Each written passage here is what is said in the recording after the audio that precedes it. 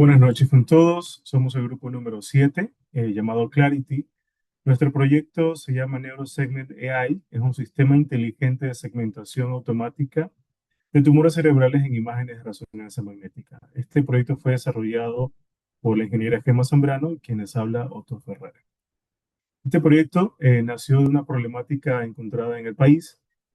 Aproximadamente hay unos 2.800 casos de pacientes con tumores cerebrales confirmados en el Ecuador anualmente. Hay una tasa de 0,54 neurólogos o especialistas médicos por 100.000 habitantes.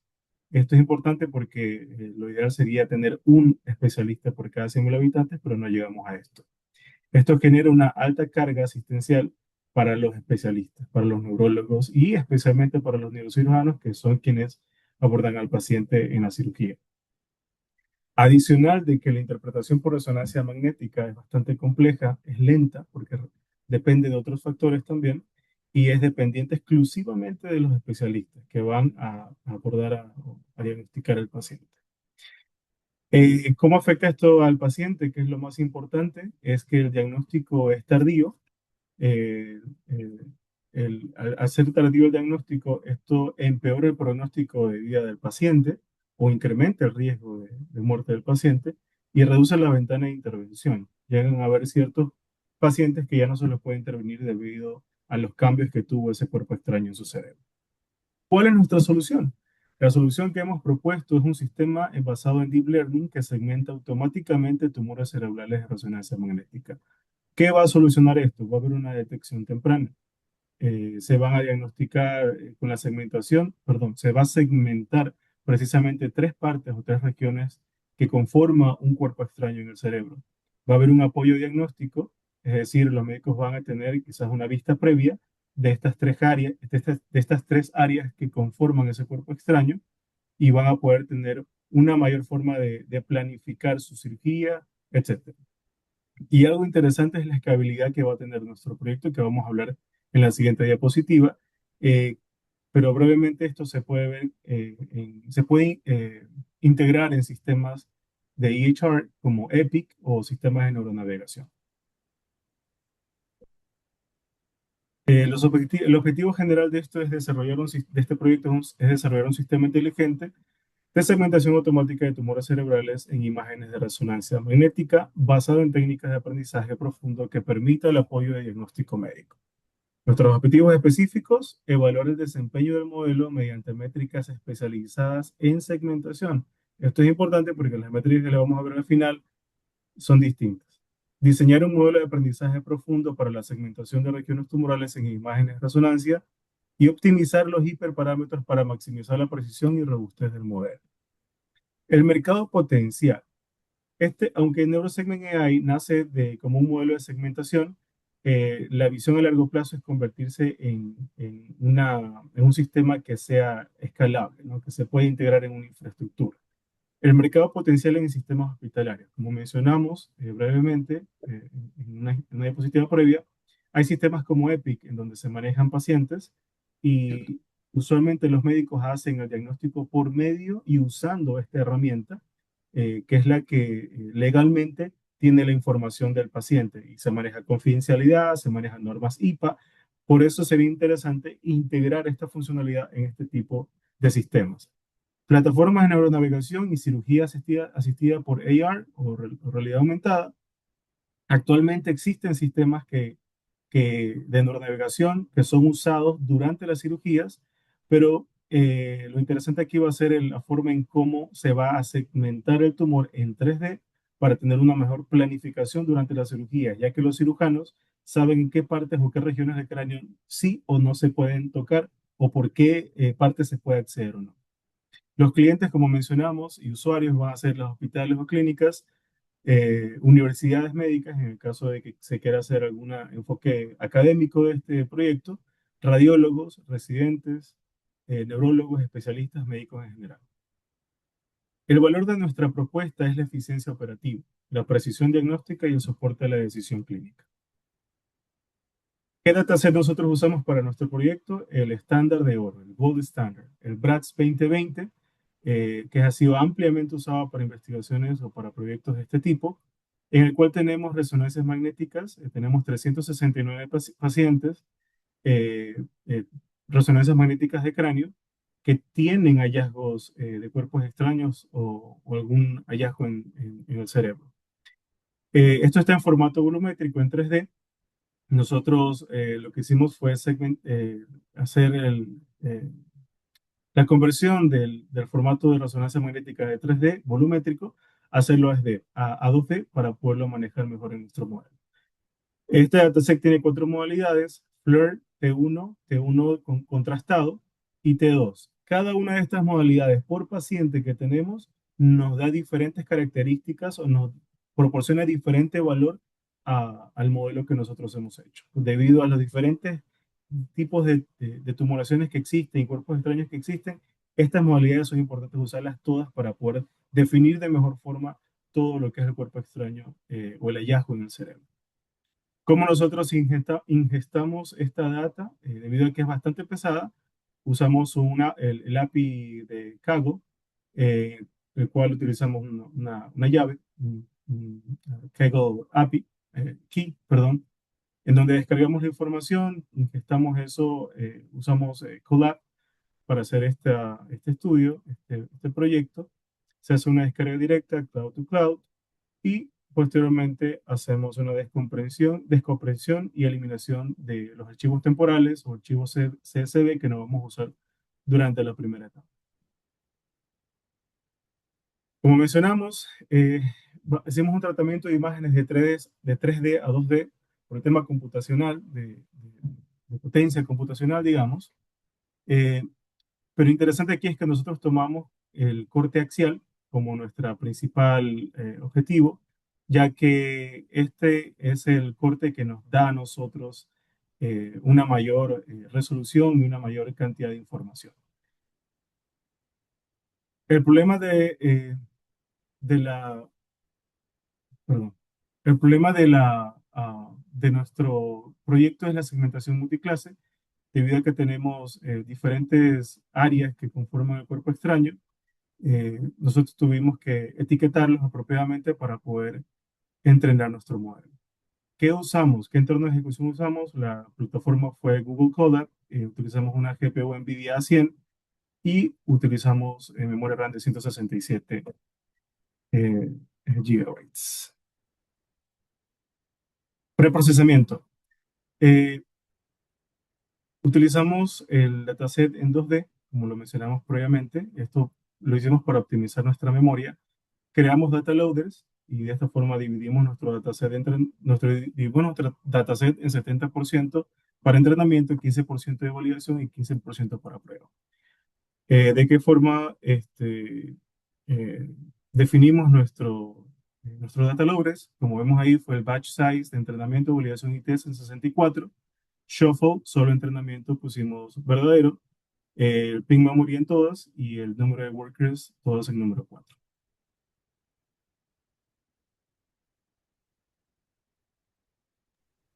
Bueno, entonces continuamos con lo que es la arquitectura. Nosotros utilizamos lo que es una UNIT 2D.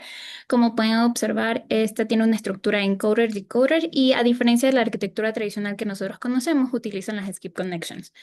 Estas skip connections conectan directamente las que son las capas de encoder y decoder, permitiendo de que el decoder como tal no vaya a reconstruir desde cero, es decir, va a utilizar previamente, antes de que quien dice ya vaya, o sea, se realiza en max pooling en donde se puede estar perdiendo, donde se pierden características como tal, lo que va a hacer es guardar o tener ese mapa de características desde el encoder para después traspasárselo al decoder y así poder darle más información. Y esto básicamente es de súper utilidad, al menos en la parte médica, debido a que tenemos ciertas regiones o ciertas texturas o algunas features que son importantes de resaltar y que se pueden perder por medio de estas compresiones. ¿Por qué las seleccionamos? Porque precisamente es altamente utilizada en la segmentación técnica, conserva también los detalles finos y podemos ver de que nosotros utilizamos esto, o sea, las entrenamos desde cero, no hicimos un transfer learning, porque precisamente cuando hacemos transfer learning, utilizamos los que son pesos preentrenados, pero usualmente son hasta 3 canales. Y en este caso, al trabajar con 4 canales, vamos a tener esta complejidad. Entonces decidimos hacer el entrenamiento desde cero. Síguele, por favor. Siguiente. Ya, listo. Entonces, hablando un poquito de nuestra arquitectura, como podemos ver, utilizamos capas de doble convolución, también trabajamos con max pooling y vemos que cómo van reduciendo cada uno de los canales. Inicialmente tenemos nuestro input que es de 4 canales por los 4 tipos MRIs que tenemos, de 240 por 240, y vamos reduciendo el tamaño de las imágenes por los max pooling. Y precisamente, bueno, si nos entramos un poco a esta capa de doble convolución, podemos ver que en rojito tenemos señalado como que el bias va a estar en falso, obviamente porque vamos a estar trabajando con un batch normalization. También tenemos lo que es una capa ReLU. Y bueno, si nos vamos un poquito más para la sección del decoder, vamos a tener de que, eh, bueno, por medio de una convolución transpuesta, vamos a tener como que estos bloques un poco más diferentes a la estructura original que nosotros conocemos, porque tenemos una concatenación tanto desde la parte del encoder como del decoder.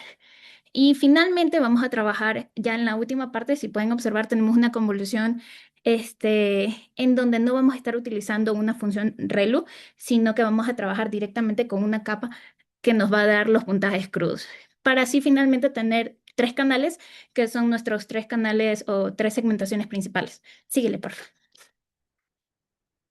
Bueno, y para nuestro entrenamiento utilizamos una función de pérdida en binary cross entropy que prácticamente utiliza una sigmoide y también cross entropy.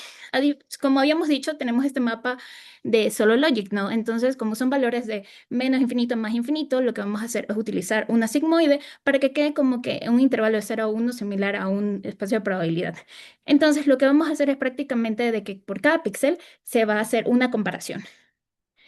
Y bueno, entre los hiperparámetros que vamos a probar, tuvimos 15 épocas, fueron lo suficientes para, o sea, que utilizamos, la verdad, un learning rate de 0.001 y un optimizador Adams, porque bueno, en literatura hemos visto que funciona súper bien. Y también aplicamos un Automatic Miss Precision, que básicamente nos permitió como que poder optimizar un poco más nuestro uso de memoria dependiendo de los objetos. Por ejemplo, lo que era productos matriciales, los íbamos a trabajar con FP16 y para lo que era los gradientes con FP32. Seguimos. Las métricas que utilizamos, no utilizamos el accuracy, obviamente, porque esto nos iba a dar unas falsas alarmas.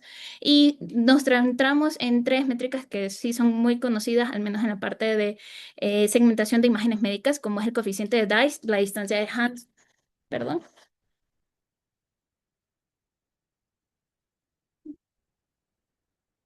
Ya. Como es la distancia de Hansford y precisamente esta, a diferencia del coeficiente DICE, el DICE nos permite evaluar qué tan bien está puesta quien dice la máscara. Esto va a estar variando entre 1 y 0, pero es como que si yo sobrepongo mis etiquetas correctas versus la que yo estoy construyendo con mi modelo, qué tan bien se están sobreponiendo, pongámoslo así. Mientras que la distancia de Hansford, lo que vas a ver es qué tanto se distancian estas dos como se pueden ver en la imagen. Entonces, podemos estar como que contribuyendo entre ambas médicas, entre ambas métricas para nuestra observación del modelo. Y la de U-Score, que también ya la hemos visto previamente.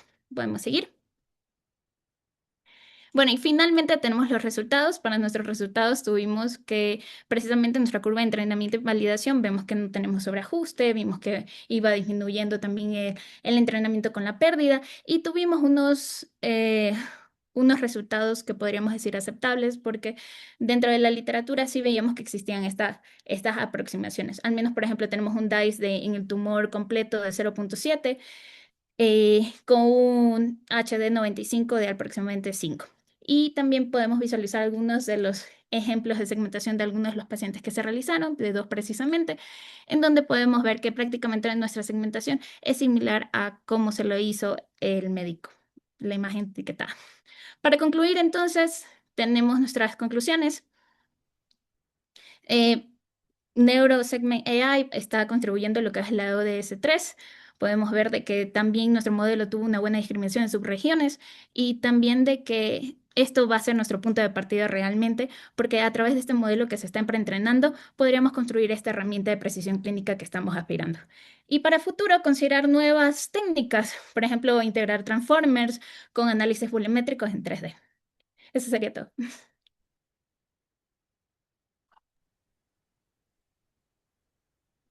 Dame un segundo. Pueden empezar. Buenas noches. Nosotros somos Pamela Rugel y Carlos Sánchez. Vamos a presentarles nuestro proyecto. Bueno, para nosotros proponemos lo siguiente: Documind, que es un sistema de clasificación y detección de anomalías en forma temprana de documentos contractuales. Eh, este proyecto nace de la necesidad de resolver un problema real, y es que para procesos de contractuales o quizás de pagos existe un problema, y es que hay una revisión manual de muchos de estos documentos en donde la detección de anomalías puede llevar muchísimo tiempo o es de manera tarde. Por lo tanto, podría descubrirse en un proceso, en una fase muy avanzada este inconveniente, lo que podría hacer que lleve a retrasos o ciertos problemas durante las contrataciones de personal, poniendo en riesgo que existan retrasos en gestiones administrativas, problemas de auditoría o sobrecarga a los analistas. Existen varias causas para esto. Una de ellas es que, bueno, estos periodos de contratación son bastante recurrentes y son masivos, poniendo como ejemplo el inicio de periodos académicos, en donde se hace la contratación de mucho personal docente o técnicos auxiliares. ¿Qué es lo que nosotros proponemos para poder ayudar o solventar estos problemas? Es que exista una posibilidad de estos documentos y esta revisión simplificarlas a través de que tomar estos documentos, tener una clasificación o poder categorizarlos para luego poder extraer la información que estos tienen y ver si los documentos que llegan a tener problemas van acorde con lo que realmente necesita el proceso. Muchas veces los servidores no saben que un documento es acorde o el contenido simplemente es erróneo. Por lo tanto, sería ideal proponer una solución multicapa en donde clasifiquemos y tengamos semántica o el contexto del documento, porque muchas veces podría parecer que el documento visualmente es el adecuado, pero el contenido no va acorde. Nosotros creemos que con esta solución podríamos reducir muchísimo trabajo manual y podríamos detectar las inconsistencias de manera inmediata. Nuestro enfoque sería desarrollar un pipeline en donde podamos tener estos documentos, utilizarlos como entrenamiento de parte de un modelo, clasificarlos, extraer la información y poder determinar si estos están correctos o si presentan anomalías. Esto lo haremos mediante evaluación de ciertas métricas como la precisión o el recall, también a través de matrices de confusión. Bueno, nosotros creemos que el mercado al que podríamos llegar serían entidades gubernamentales, empresas con alta gestión documental, bastantes organizaciones que tengan que validar muchos requisitos o muchos documentos. Los principales clientes serían instituciones públicas como lo es la ESPOL o áreas administrativas. Y por lo tanto, usuarios finales serían, por ejemplo, analistas de áreas que requieran grandes procesos de revisión documental, como lo que es el área de talento humano o en general personal administrativo. Bueno, ¿con qué data trabajamos y cómo la obtuvimos? Se tuvo que trabajar acorde con la gerencia de tecnología de SPOL y obtener varios documentos a través del repositorio que ellos tienen. Se obtuvo un total de 5 categorías que son los documentos más, digamos, recurrentes en procesos de contratación o de facturación, como lo son la cédula de identidad, el certificado bancario, en la copia de RUC, planilla y el impedimento legal. Trabajamos con 2.499 documentos de estas 5 categorías. Pues no tendríamos un problema de desbalance como tal, al menos por el tipo, como podemos notar. Y para lo que es el entrenamiento o el trabajo del modelo, pues realizamos una división de la data, ¿no? En 70-15-15, 70% del total de estos documentos para entrenamiento, 15 para validación y 15 para testeo. Por supuesto que no pudimos trabajar con la data así, o estos documentos de manera cruda, por lo que se realizó una conversión de de estos documentos PDF a imágenes para poder utilizarlos como entrada de los modelos. Para esto nos validamos o nos utilizamos una librería llamada PyMu PDF que nos ayudó con esa transformación. Se realizó una estandarización o un redimensionamiento de estas imágenes a 224 por 224 y también realizamos data augmentation porque no podemos estar seguros de que siempre tendremos el caso ideal en donde el documento fue del todo bien escaneado, uno esté más brilloso, uno esté inclinado. Es algo muy común cuando se suben documentos físicos, sobre todo si lo hace el usuario. Muy bien. Para poder seleccionar el modelo teníamos que hacernos preguntas. ¿Qué tenemos? ¿Qué información tenemos? ¿Y qué es lo que pretendemos hacer? Pues tenemos varios documentos que pueden ser transformados a imágenes. La idea es que podamos reconocer visualmente estos distintos tipos y también extraer esa información. Por lo que la decisión por el modelo sería por redes convolucionales. Bueno, planteamos dos ideas. La primera sería construirla desde cero para determinar si es que la data que tenemos se podría ajustar directamente sin necesidad todavía de trabajar con modelos preentrenados. De manera muy básica, pues tendríamos capas convolucionales que serían tres, en donde a medida que la imagen que fue redimensionada entra al modelo, pues por cada red convolucional, esta va aprendiendo los patrones, las formas, los bordes, etcétera. Estas van siendo reducidas de dimensionalidad, donde esto se quedaría con la información más relevante para poder seguir finalmente a las capas, a las capas que son totalmente conectadas. Cabe mencionar que directamente no devolvemos todavía la probabilidad debido a que más adelante utilizamos una función de activación que nos ayuda a la categorización de distintos tipos. Muy brevemente, para la búsqueda de hiperparámetros realizamos un grid search en donde exploramos diferentes combinaciones. Lo más adecuado o lo que nos ayudó más fue para estos hiperparámetros fue un learning rate de 0.005, trabajar con un batch size de 32, 25 épocas y un dropout rate para las capas fully connected de 0.3. Lo siguiente para nosotros fue establecer si es mejor trabajar ya con un modelo preentrenado. Por lo tanto, nos ayudó bastante el uso de la arquitectura de ResNet 18, en donde realizamos un congelamiento de la mayoría de las capas, es decir, las que tenían ya información sobre muchos otros documentos, y luego las partes finales, las capas finales, adaptarlas a nuestro problema en específico. Esto podría describir muy brevemente cómo trabajamos con estas capas y lo que pudimos obtener es un accuracy bastante alto en donde logramos una convergencia bastante alta y es decir, una alta precisión, utilizando optimizadores como el ADAM, que fue el más adecuado para esta clasificación de documentos, y para la función de pérdida, un cross entropy loss, que tomó todos los resultados logit para luego transformar las probabilidades de caer en cada documento. Tenemos que recordar que nuestra solución es multicapa, por lo tanto, esta primera parte solo es la clasificación. Estos fueron los resultados que obtuvimos y podemos comparar en la parte superior lo que es la capa, la red CNN desde cero contra la red net.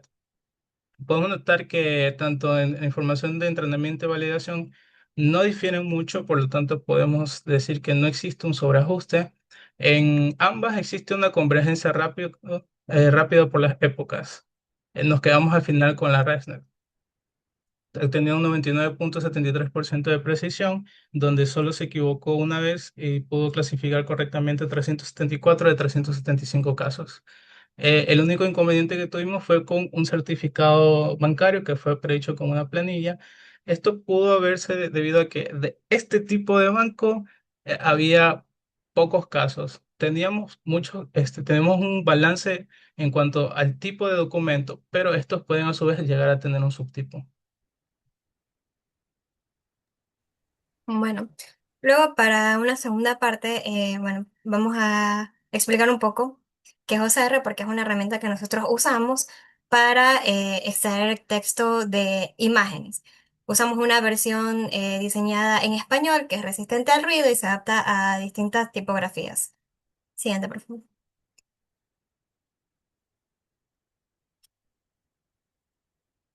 Siguiente, ya. Para nuestro problema seguimos un flujo del preprocesamiento de nuestros documentos PDF. Entonces, como primero tenemos los PDFs por cada tipo, todas las páginas las convertimos a imágenes Cabe mencionar que estas imágenes se redimensionaron a 1500 píxeles, si mal no recuerdo. Esto como para facilitar al OCR y para no sobrecargar la GPU si es que llegan a tener mayor resolución. Entonces, a todas se las redimensionaron eh, a 1500 píxeles. Luego se pudo obtener el texto con éxito y se armó un dataset donde se iba colocando el texto, la clase como una etiqueta numérica y la ruta del archivo. Siguiente, por favor. Ahora mencionaremos un poco lo que es BERT y qué hace este modelo. Pues este modelo tiene 110 millones de parámetros, es un modelo basado en transformadores bidireccionales y es entrenado con un texto no etiquetado. Entonces, entiende el contexto de palabras en ambas direcciones y llega a entenderlo como una persona. También usa precisión Masked Language Modeling, que es como ir ocultando palabras para predecir y tener el contexto de lo que va leyendo. Entonces, como resultado, tenemos un alto rendimiento NLP, un Natural Language Processing, donde prácticamente entiende como un humano, como si un humano estuviera leyendo y entendiendo lo que el texto quiere decir.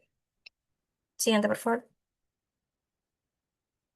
Bueno, para nuestro modelo BERT, nosotros usamos el dataset obtenido del OCR, donde lo pasamos por un tokenizador estos textos para que el modelo BERT pueda ser entrenado. Y en nuestro modelo BERT descongelamos las dos últimas capas y ajustamos la última capa eh, para poder obtener la categoría a la que nosotros queremos predecir, es decir, ajustarlo a nuestro problema.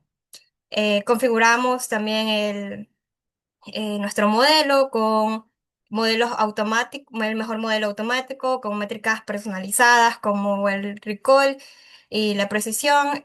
Usamos un trainer de Hugging Face que nos simplificó el entrenamiento y bueno, nos ayudó a tener un registro, un login. Y usamos hiperparámetros que ya se ajustan a estos tipos de modelos, hiperparámetros como que por default, también como lo son el ADAM-W, el Adam with Decay, que ya vienen por defecto en estos modelos. Siguiente, por favor. Obtuvimos una precisión del 99,85 con nuestro modelo BERT junto con el OCR, que fue eh, nuestros datos como que inputs. Y de los 648 casos, ¿por qué son diferentes? O sea, son más que en el caso de ResNet. Pues porque en ResNet nosotros solo predecíamos y transformábamos la primera página del PDF. Ahora para nuestro modelo BERT lo que hicimos fue transformar en texto todas las páginas y es por eso que nuestro dataset en algunos casos es más grande. Por ejemplo, en cédula ya no son 75 sino 159. Bueno, pues porque hay personas que suben sus cédulas en dos páginas de un PDF. Entonces, por eso el desbalance entre las clases al momento de hacer una evaluación con nuestro dataset de testeo. Entonces solo clasificó un documento mal, que es el que vemos a la derecha, bueno, por privacidad, un poco con blur, pero se podía identificar que sí, hasta visualmente se podría confundir con un certificado bancario, pero realmente era una planilla. Entonces, bueno, asimismo Bert eh, lo clasificó como un certificado bancario. Entonces, esa fue como que una limitante que hubo ahí. No es un modelo de factura muy conocido. Normalmente suelen ser facturas todas verticales y quizás por eso pudo haber sido el problema. Y por el texto también, porque parecía un certificado bancario por valores que habían en las tablas. Entonces, sí. Siguiente, por favor. Bueno, unas limitantes que nosotros pudimos notar al momento de hacer este proceso fue que Quedan 20 segundos. al obtener un OCR, trabajábamos sin GPU, sin GPU era un problema, luego pues nos dimos cuenta que había uno específico para, para nuestro problema, limitantes de tokens y después de documentos variados también. Siguiente. Y al final usamos una validación cruzada en donde combinábamos nuestro modelo ResNet con nuestro modelo BERT para obtener una predicción de un documento. Gracias. Perfecto.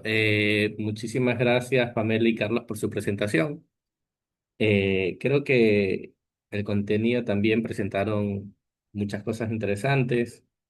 Por ahí solamente creo que me faltaron las curvas de entrenamiento y de validación, más que todo porque eso me permite a mí ver los puntos de mejora, si pudieron haberlo entrenado más.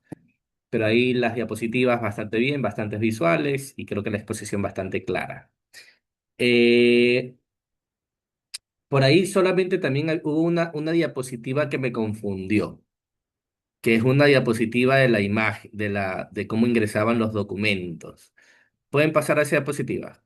No sé si fui yo que estoy confundido cuando estaban con el modelo de clasificación con las convolucionales. Ya, el anterior, ya. Este aquí está clarísimo, pero tienen otra imagen donde tienen todos los documentos a la izquierda, que creo que es dos diapositivas. Esta aquí. Ya.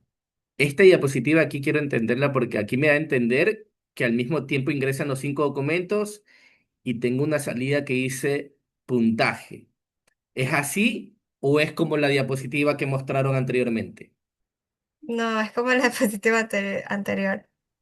Ojo, ojo con esa parte de aquí, Ah, porque seguramente que ojo, no está mal, pero me imagino que esta imagen la generaron con algún agente y algo así.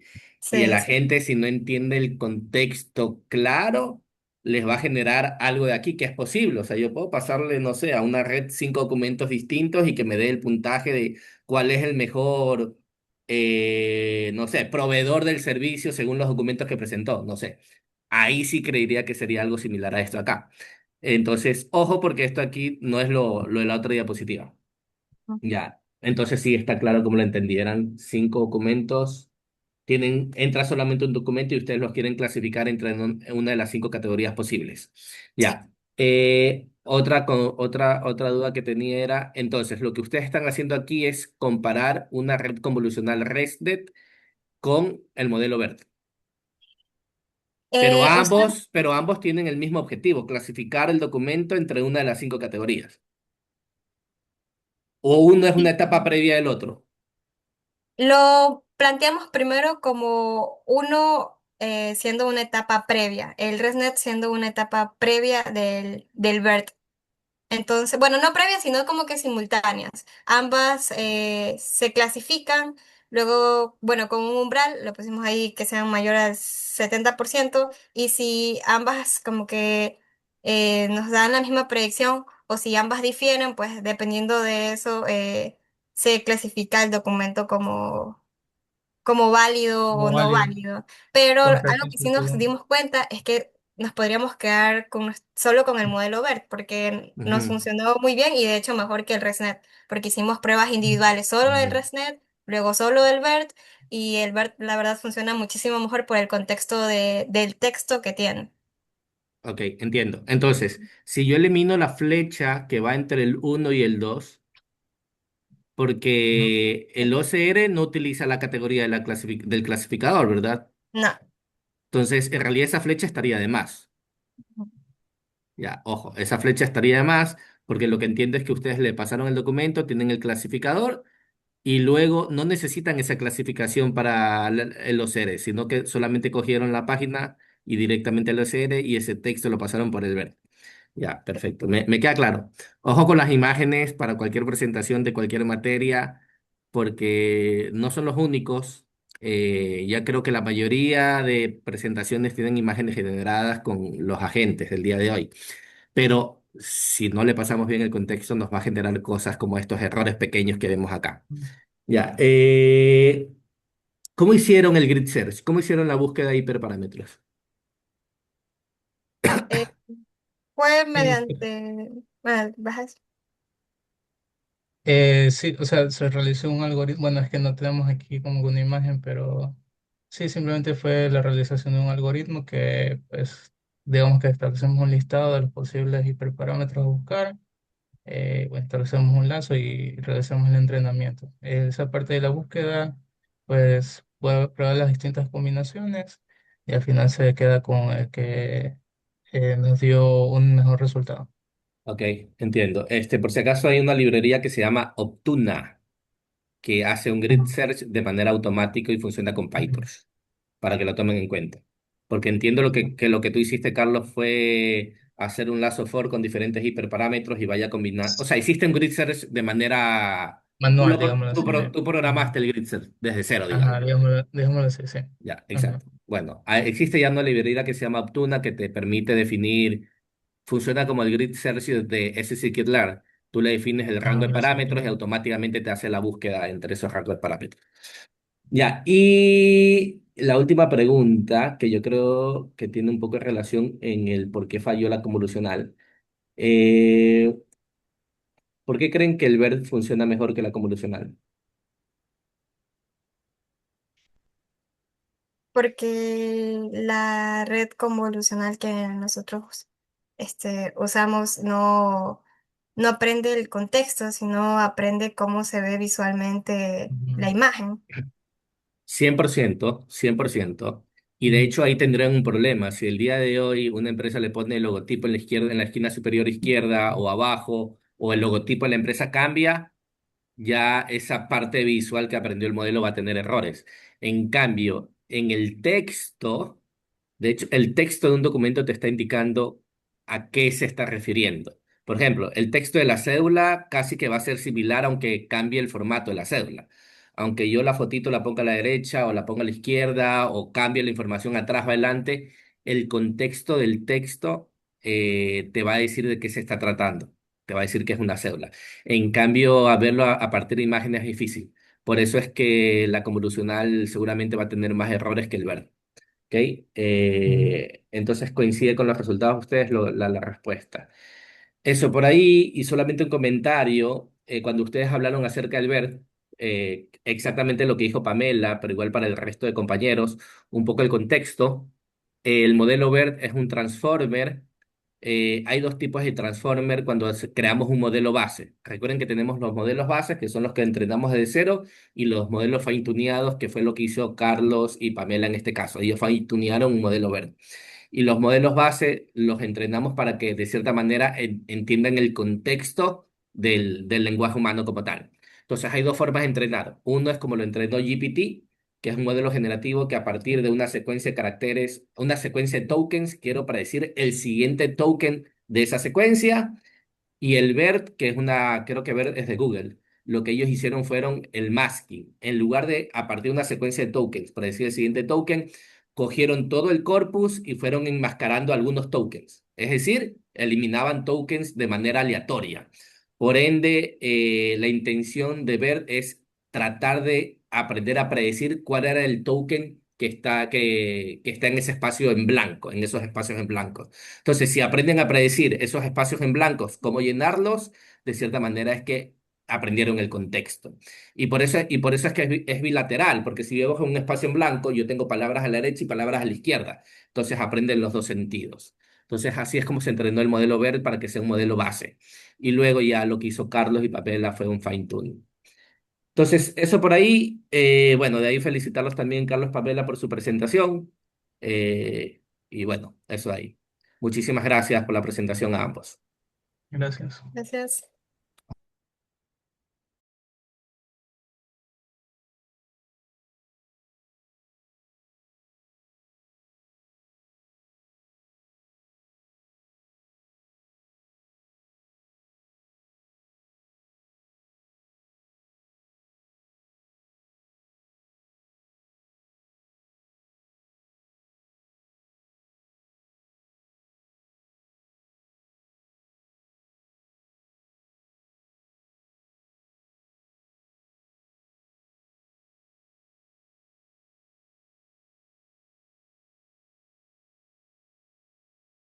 Ustedes me confirman cuando estén listos. Ok, sí, de un momentito. Tres, pueden empezar. Buenas noches con todos. Somos el grupo 9 y vamos a presentar lo que es el Helmet Vision EC, que es un sistema de detección automática de motociclistas sin casco y reconocimiento de la placa del mismo. Esto mediante una implementación de Computing Vision con YOLO V12 y OCR especializado. Entonces, ¿cuál es nuestra problemática que queremos abordar? Principalmente los distintos sistemas de accidentes de tránsito que ocurren a nivel de los motociclistas por la falta de uso del casco como sistema de protección. Entonces, lo que se busca aquí es tratar de detectar a todas todo lo que es estas falencias de tránsito mediante la identificación de la placa y del sujeto que no conlleva este sistema de seguridad. El objetivo como tal sería reducir en 42% esta tasa de mortalidad por la falta de uso de casco y al menos un 69% en la reducción de lesiones graves con respecto a estos tipos de accidentes. ¿Cuáles son las brechas críticas que nosotros hemos identificado con esto? Es que debido a las cámaras de vigilancia existen o carecen de este sistema automático de detección. Por lo general, lo que hacen es multar o citar por exceso de velocidad y demás. Sin embargo, no tienen cómo identificar, por ejemplo, al menos en los que es motociclistas, la falta de uso de cascos o identificar como tal las placas como tal. Este, Eso con respecto a eso. Entonces, ¿cuáles son los objetivos que nosotros queremos abordar? Principalmente el de salud y bienestar, con el objetivo de reducir las muertes por accidentes de tránsito para el 2030, al menos en la mitad, mediante las citaciones o multas continuas de los mismos, detección temprana de los usuarios que no usan casco y que se les puede identificar rápidamente la placa. Por otro lado, tenemos lo que es la ODS número 11, que es para las ciudades y comunidades sostenibles, mediante un sistema de transporte seguros y accesibles. El objetivo es, como tal, fiscalizar una fiscalización automatizada para la mejora de la seguridad vial urbana, sin requerir una presencia policial constante en todas las vías. La siguiente objetivo que queremos abordar es el objetivo número 16, que es la paz, justicia e instituciones sólidas. Mediante el desarrollo de una solución que permita automatizar y gestionar todo esto de forma automatizada, entonces vamos a tener lo que son instituciones más eficaces, más responsables inclusive para al momento de promover la aplicación equitativa de estas normativas de tránsito. Entonces, nuestro objetivo va a ser como tal desarrollar e implementar un modelo de inteligencia artificial que sea capaz de detectar infracciones relacionadas con motociclistas mediante el análisis de imágenes y video en tiempo real, en lo posible. Entonces, ¿cuáles son los resultados o los objetivos? Como sus dos objetivos son, mediante un modelo YOLO de Vision Computing, tener un map mayor o igual al 80% o 0,8 en tres clases en tres clases que se van a identificar, que es el conductor, si utiliza el casco y el número de la placa. Como dos, tener un pipeline de inferencia, es decir, vamos a detectar las infracciones y asociarlas con el rider por placa por aproximidad geométrica para evitar lo que son duplicados o solapamiento de usuarios como tal.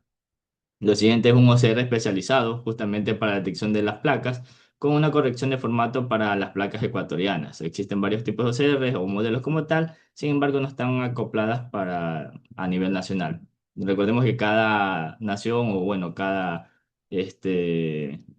país tiene como que un sistema de numeración diferente.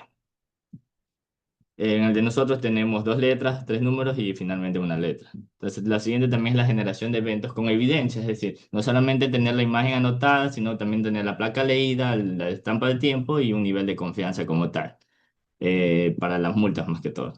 Y un sistema antiduplicados para video mediante la implementación del tracking del usuario y la similitud fósil de la placa. Entonces, ¿cuál va a ser nuestra arquitectura de la solución? Principalmente vamos a iniciar con la gestión de la imagen y el preprocesamiento de la misma, imagen o video. Posteriormente pasarla a un modelo YOLO para la detección del rider, la placa y el casco mediante un sistema de, de segmentación de la imagen. Luego pasar este sistema o esta información a un sistema de lógica de infracción, es decir, detectar si es que existe el rider, si es que existe el rider y está con casco o sin casco, y si este está en la parte superior o inferior como tal. Recordemos que un rider siempre va a tener el casco como tal en la parte superior y en ningún otro lugar que no sea el mismo. Y de igual forma se quiere detectar si es que el conductor está encima de la moto o no está sobre la moto. Esto también es un indicativo de que es o no el dueño o sea, si está conduciendo o no en ese momento, o es dueño de la moto como tal. Posteriormente, un sistema OCR para detectar la placa como tal y asociar esa placa al conductor. Y finalmente, gestionar un sistema de eventos, es decir, que en una imagen podríamos relacionarla con múltiples conductores y determinar que cada placa y cada infracción, por la falta del casco, sea determinada como eventos distintos para poder gestionar como un mapeo y estampas de tiempo. Esto mediante un sistema antiduplicados, como mencioné anteriormente, un sistema de tracking por posición y similitud fuzzy de la placa, para asociarlo como tal las placas al conductor. ¿Cuál es nuestro stack tecnológico? Bueno, implementación del modelo YOLO B12 de tamaño medium para detección de los objetos en tiempo real, implementación de OPCV y RoboFlow para el preprocesamiento, la aumentación de datos, data augmentation y la gestión del dataset. También el FastPlay OCR, que es un modelo que nos va a permitir detectar o transferir de imagen a texto lo que es la placa. Y finalmente, como última tecnología, bueno, el Google Colab para el entrenamiento e inferencia con hardware gratuito.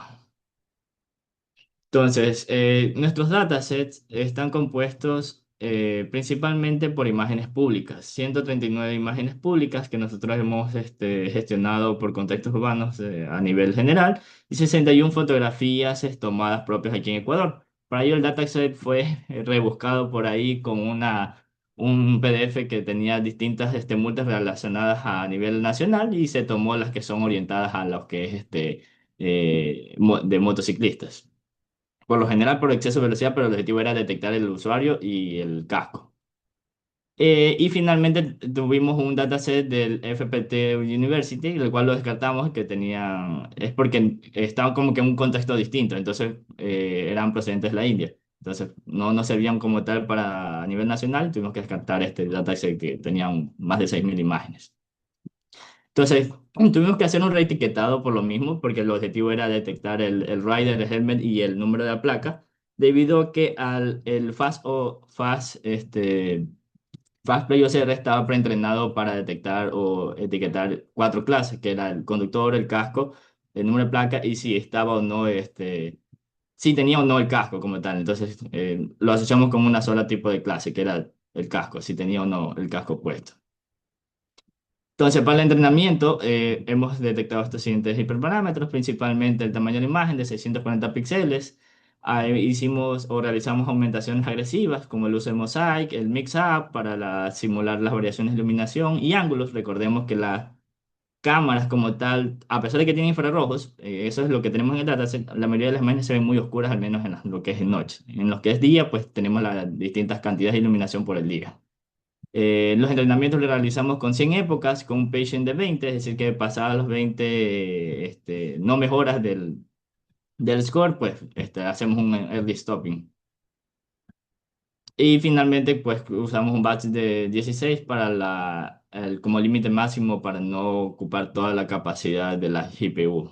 Recordemos que estamos usando una en Colab, algo que nos toque gratis y que sea rápido y fácil accesibilidad al momento de presentarle a las instituciones.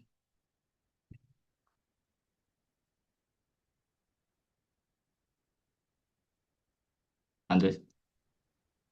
Bueno, entonces nuestra selección del modelo se basó básicamente primero en intentar con distintos tamaños de los parámetros, es decir, probamos con el small, con el medium y large. Y vimos que el medium para nuestro dataset fue el que mejor rendimiento tenía. Eh, También, pues, en la comparación de los OCRs, intentamos con Easy OCR, que es el más común, pero leía de forma errónea en muchas de las ocasiones o incluso no detectaba las letras de la placa. Para el OCR no se podía configurar para nuestro Google Colab con las librerías que necesitamos en las versiones específicas y el que mejor nos funcionó fue FastPlate OCR, que ella está fine-tuneado este OCR para detectar las placas de distintas nacionalidades Sin embargo, se le hizo una gestión de lo que sería el formato ecuatoriano. Siguiente, por favor. Ya, entonces los resultados del modelo. El medium nos arrojó un MAP de 0.836 con un IOU por encima de 50. La inferencia de imagen fue de 23 milisegundos y usamos 200 imágenes para entrenamiento y tres clases detectadas, que eran el rider, helmet y la placa. Se utilizó Transfer Learning porque se usó el YOLO 12 que ya viene preentrenado con Coco y el fine tuning en las 200 imágenes propias. Se permitió alcanzar pues el resultado diseñado y bueno, entonces la salida del sistema que les voy a explicar mejor con un ejemplo en vivo. ¿Puedes ayudarme con el siguiente, por favor? Bueno, antes de ir a eso, no, no, mejor vamos, anterior, anterior. Ya. La curva de F1 nos dio que el threshold mínimo para que detecte bien las imágenes es 0.33 y el recall está en el 0.83. Ahora sí, sí. Ahora, ayúdame con el siguiente, por favor. Ya. Ahora, para poder ilustrar nuestra salida del output, pues esto es lo que se generaba. Se generaba una imagen y una tabla. Esta imagen ponía los bounding boxes con la confianza de cada uno de los elementos y generaba un evento por cada uno de los raíces detectados. Como veremos, se generó un evento con placa y otro sin placa porque el RAID de la derecha no se le ve placa y no se puede ver una infracción a alguien sin placa. Entonces, aunque se generaron dos eventos, solo uno sería multado por la detección de placa. Ayúdame la siguiente, por favor. Entonces, nuestro mercado y propuesta de valor, pues una detección automática 24/7, motociclistas sin casco. Esto más que nada para, como mencionó mi compañero, poder reducir los incidentes viales. Y nuestros segmentos de mercado serían municipios y GAT, la NT, seguridad privada y peajes y accesos. Ayúdame con el siguiente, por favor. ¿Cuáles son las limitaciones de nuestro modelo? Pues nuestro dataset pequeño, aunque queramos variaciones con aumentaciones agresivas, pues nos falta ampliar el dataset para poder generar más escenarios. Puede haber imágenes donde hay cascos no visibles, para eso queremos diseñar pues lo que sería una segmentación del tronco superior del rider y ahí seleccione que si está o no truncada la imagen. Placas muy lejanas, pues el OCR puede tender a fallar. Pues como esto es con Colab, pues los recursos no fueron los más, por decirlo, óptimos para realizar este entrenamiento y llevar a cabo este experimento, pero con las mejoras futuras se espera pues pasar de un proof of concept a un producto real. Ayúdame con el siguiente, por favor. Entonces, como conclusiones, nuestra hipótesis fue validada, tuvimos un MAP superior al 0.8, que según artículos que estuvimos leyendo ya es considerado como plausible. Nuestro pipeline completo realizó la detección, la inferencia lógica, el OCR y los antiduplicados. El OCR especializado funciona mejor que los otros OCRs que no están fine-tuneados para este caso y pudo detectar correctamente las placas. Es open source y escalable, como mencionamos, usamos completamente librerías abiertas, por ende no tiene una barrera de gran entrada, aparte de bueno, los recursos computacionales. Y tiene un impacto social real, pues como no se aplica este tipo de multas actualmente en el Ecuador, pues podría ser un producto con potencialidad para el mercado. Gracias.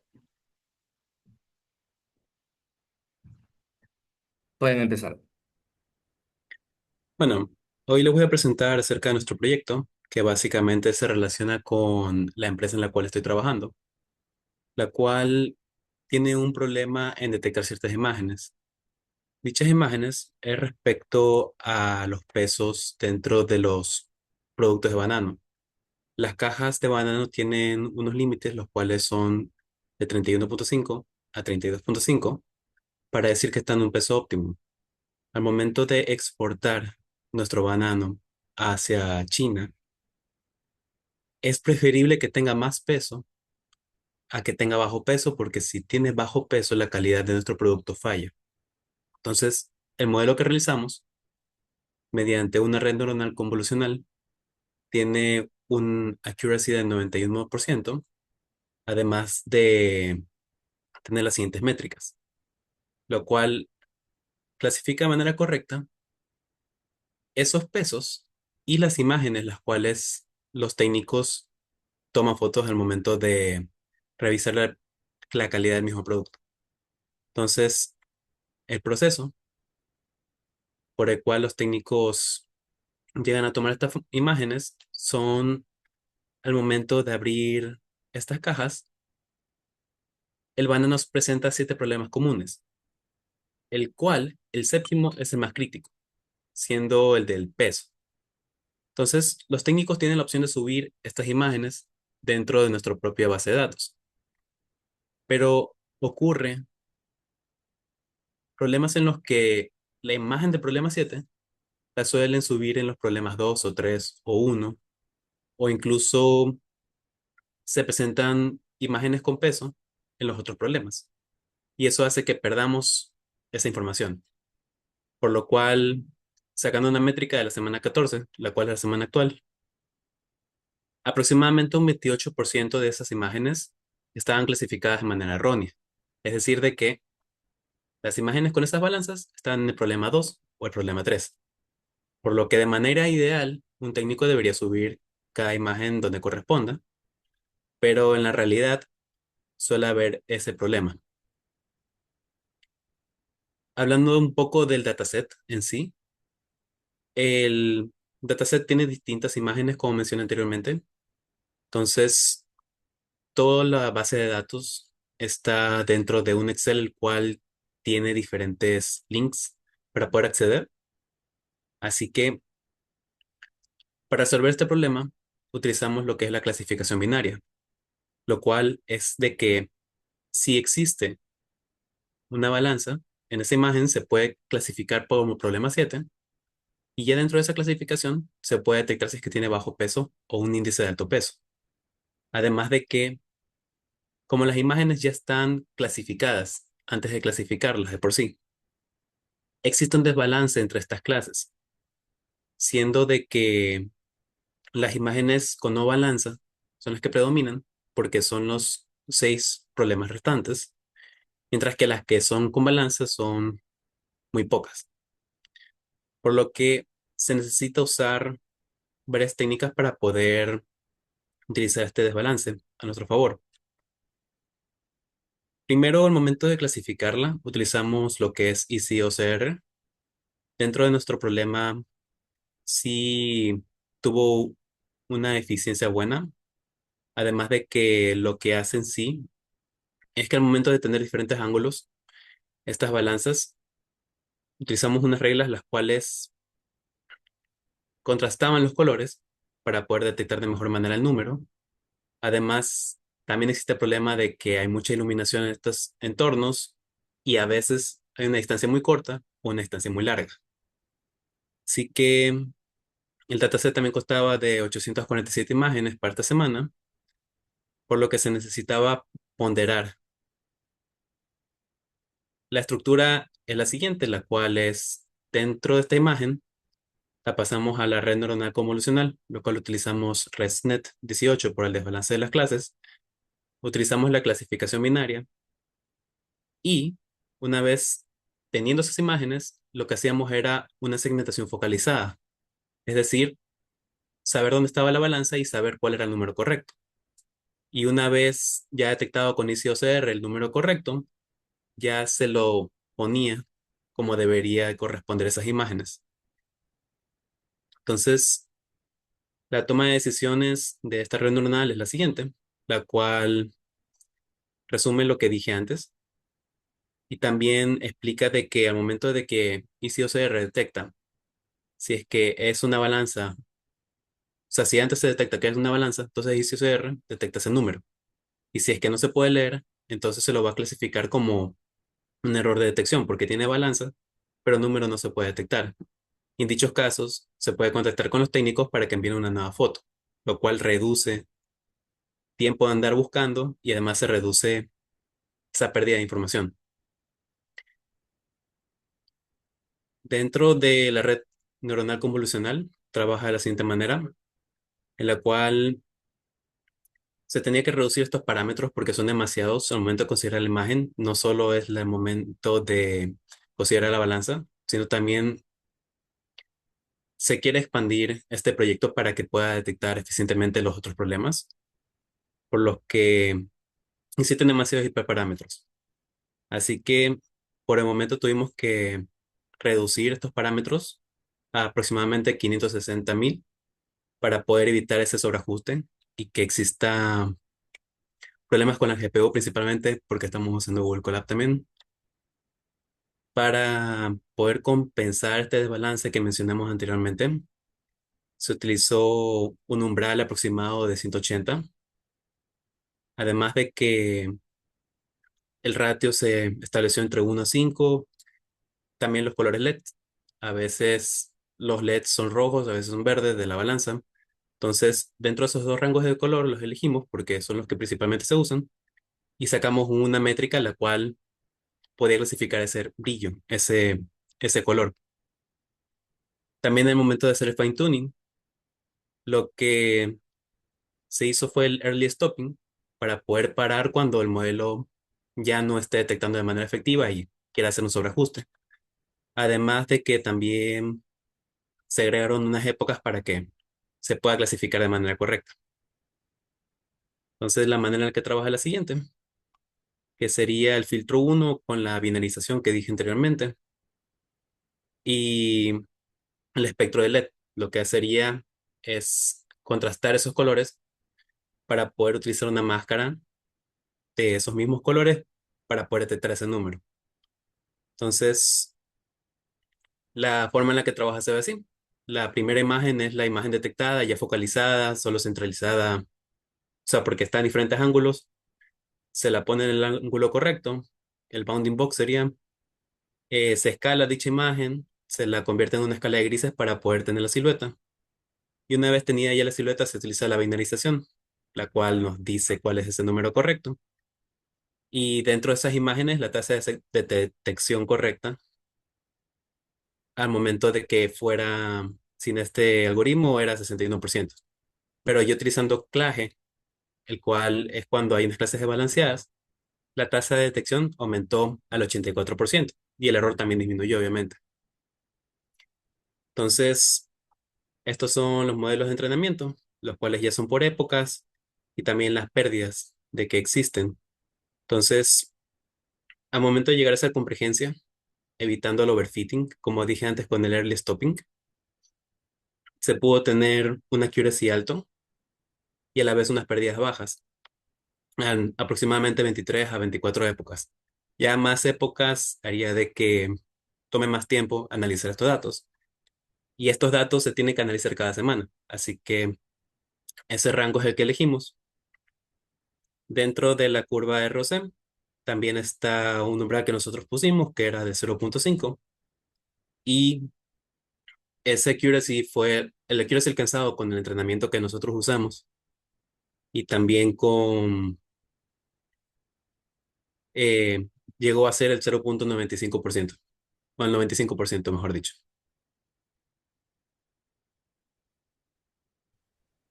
Continuación, Bueno, mi compañero. ok, buenas noches.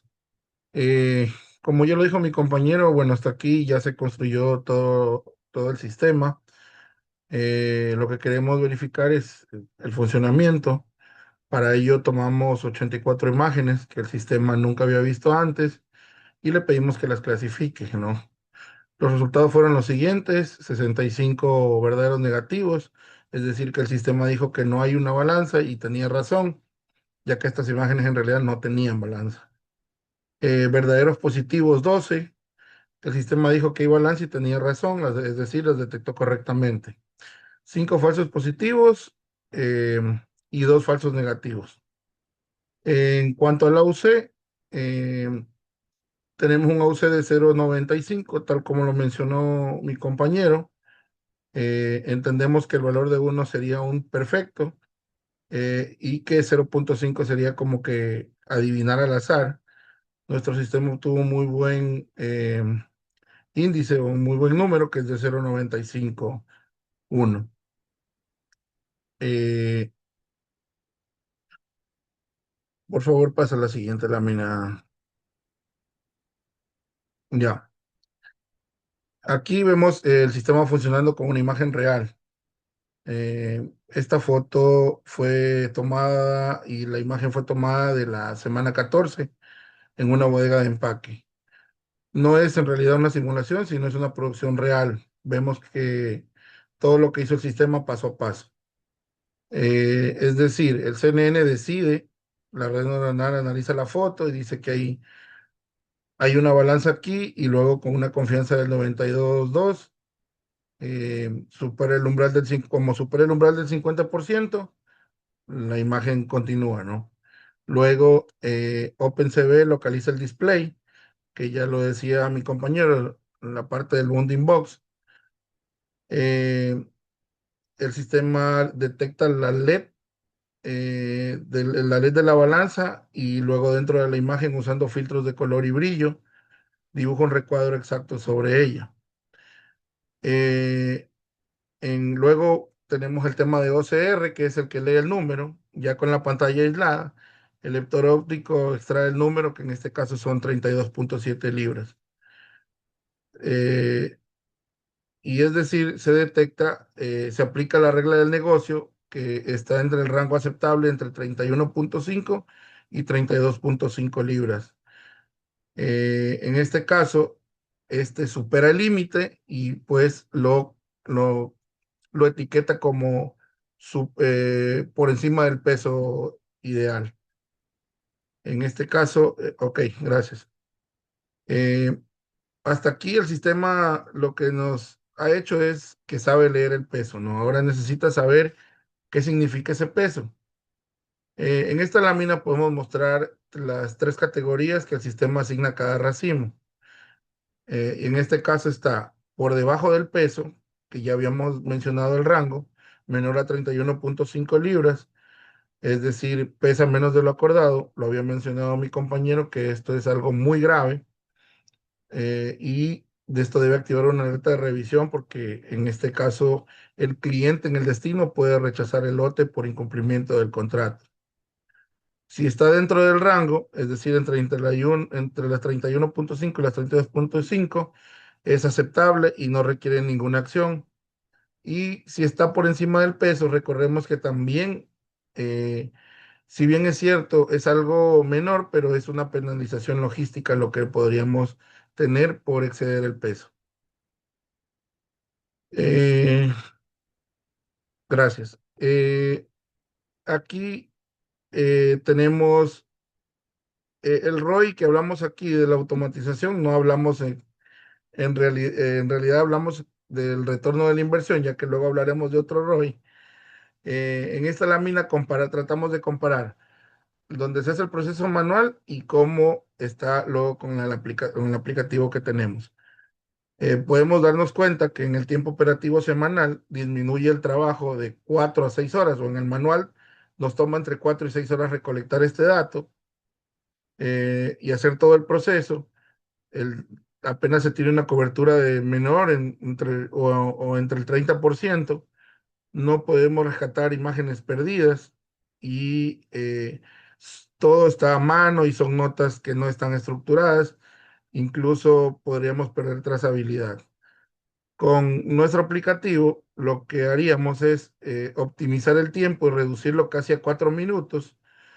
Eh, en realidad, cubrir todo el dataset con el 100% de las fotos, o las URLs válidas de las fotos.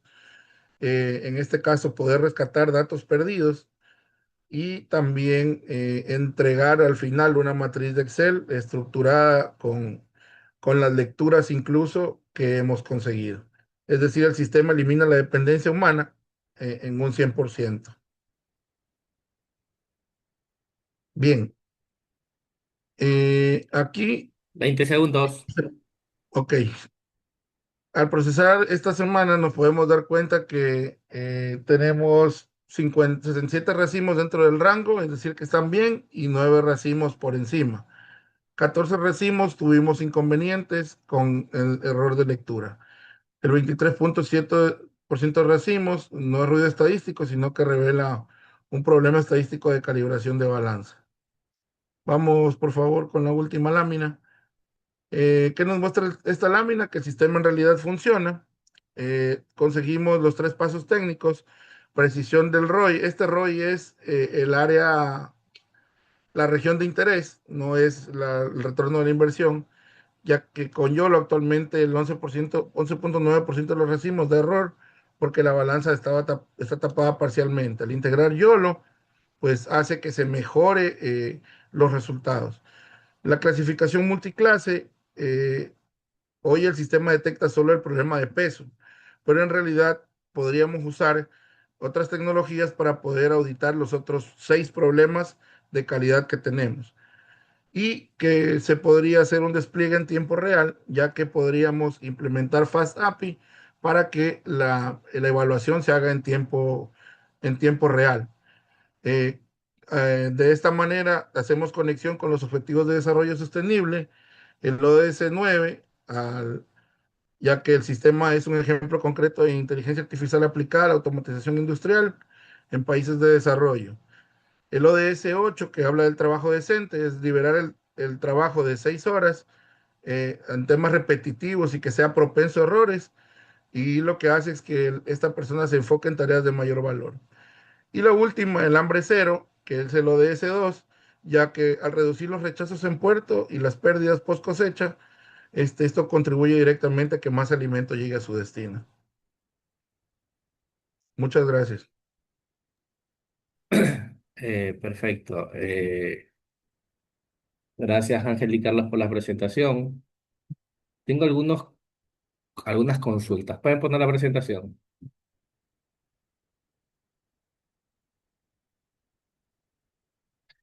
Desde la primera diapositiva. ¿Puedes poner la siguiente? Ya, a ver, un comentario. Eh, en algunas diapositivas yo escuchaba un discurso, pero la diapositiva mostraba otra cosa. Por ejemplo, en esta diapositiva me hablaron acerca de la problemática y yo estaba leyendo aquí el accuracy, el F1 score, el tiempo de pipeline, el salto de precisión del OCR. Entonces, como que a veces el discurso no tenía relación con lo que estaban mostrando. ¿Puedes avanzar a la siguiente diapositiva?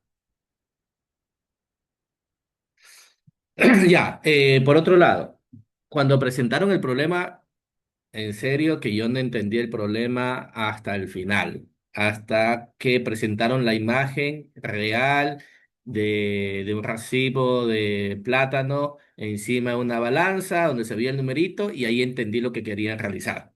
¿Ok? Eh, de hecho, no me queda claro esto de los 7 problemas, no sé si lo pueden volver a explicar, qué relación tiene con ese resultado que obtuvieron al final.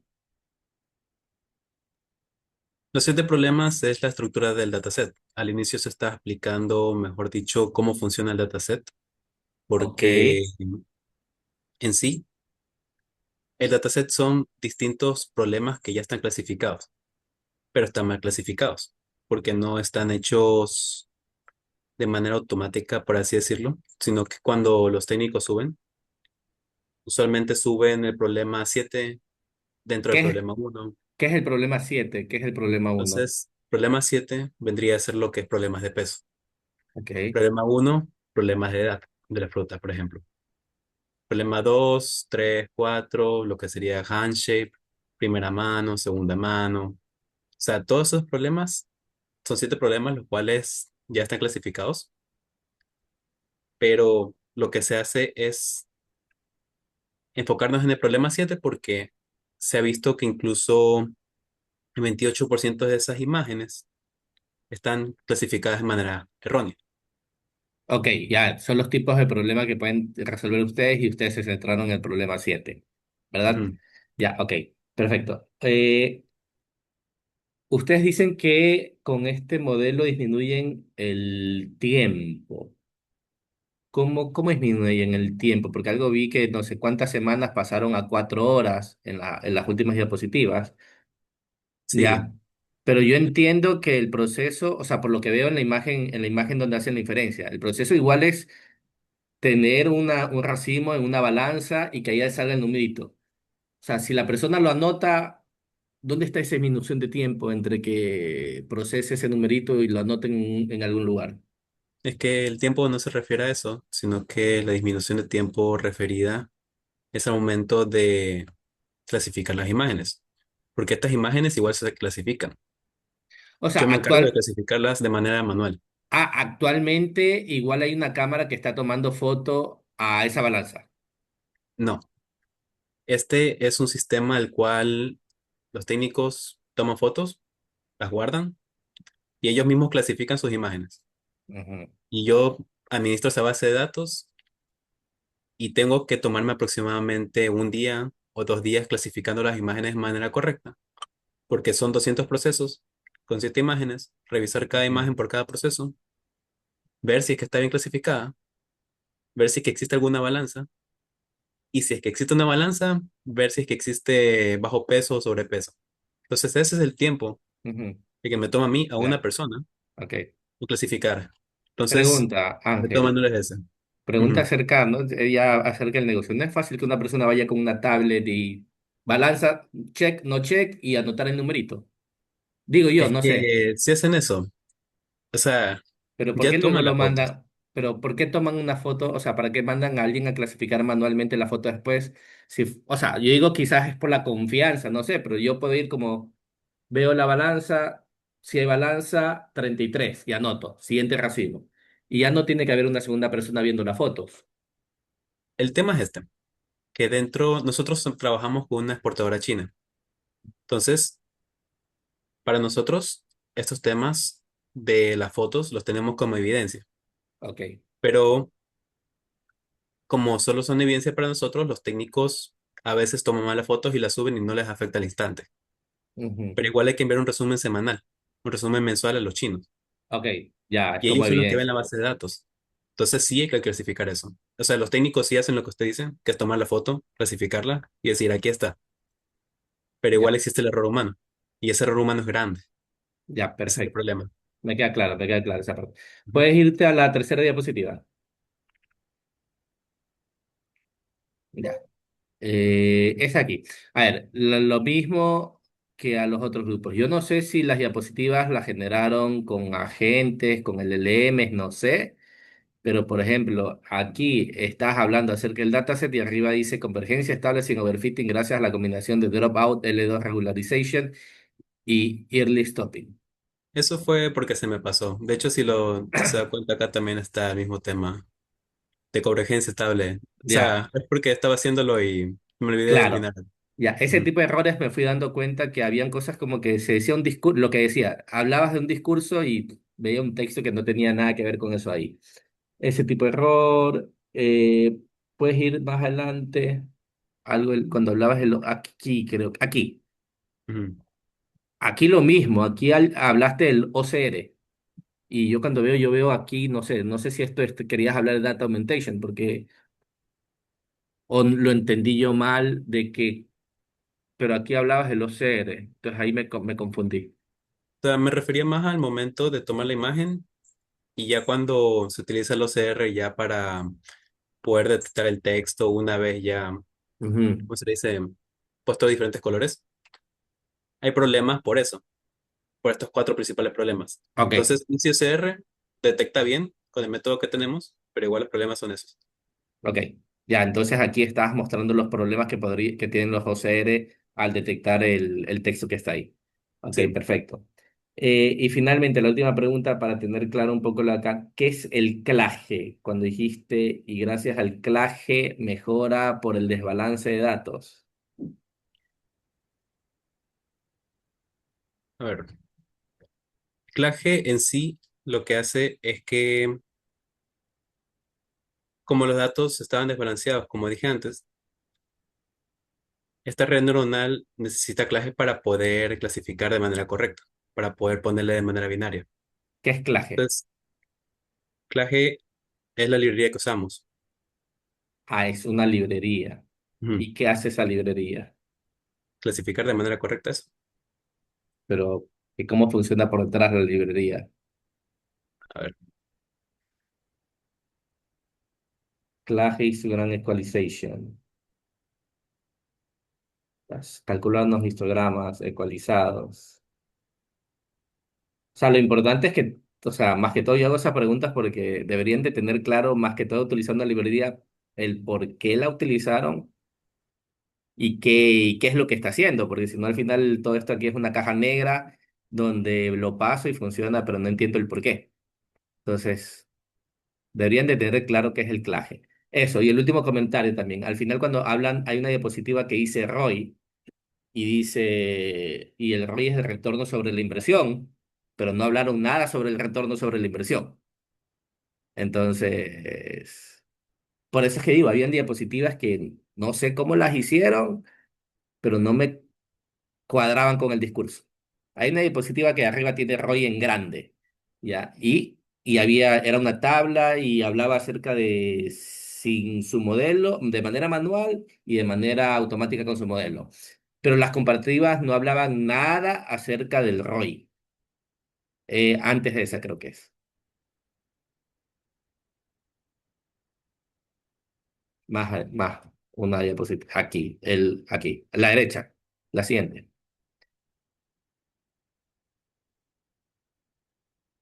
Ya te la pasaste, que ahí decía ROI en la parte superior.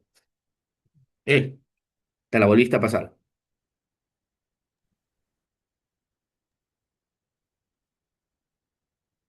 Está aquí. Dice, el ROI de automatización, autoría manual versus Banana Scale Detector. Cuando yo hablo de ROI, hablo de retorno sobre inversión y hay una fórmula matemática para calcular el ROI. Pero aquí cuando veo, hablan de tiempo operativo semanal, cobertura del data, rescate de datos perdidos, estructura de salida. Entonces, no coincide lo que están mostrando ahí con lo que dijeron con el ROI. En realidad aquí no están mostrando el ROI. Entonces, ese tipo de errores, a menos que ROI tenga otro significado aquí. Pero para mí ROI es ganancia total dividido por la inversión.